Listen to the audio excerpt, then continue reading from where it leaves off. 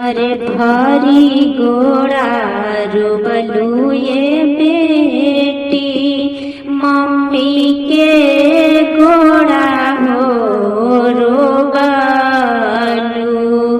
अरे भारी गोड़ा रोबलू ये बेटी, पापा के गोड़ा हो रोबलू।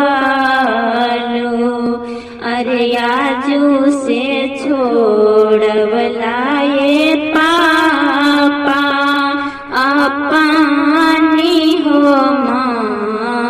मालिया। अरे आजू से भूलवला ये पापा, अपनी हो पुतरिया।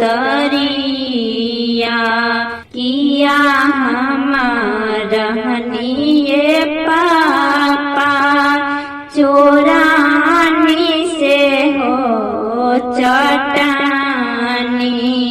किया हम कुलवा के पापा हो, इज्जत हो गमावानी। किया हम कुलवा के पापा हो, इज्जत हो गमावानी।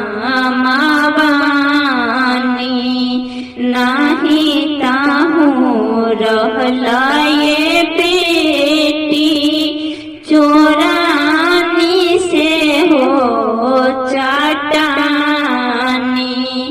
नाही ताहू कुलवा के बेटी हो, इज्जत हो गमावलू।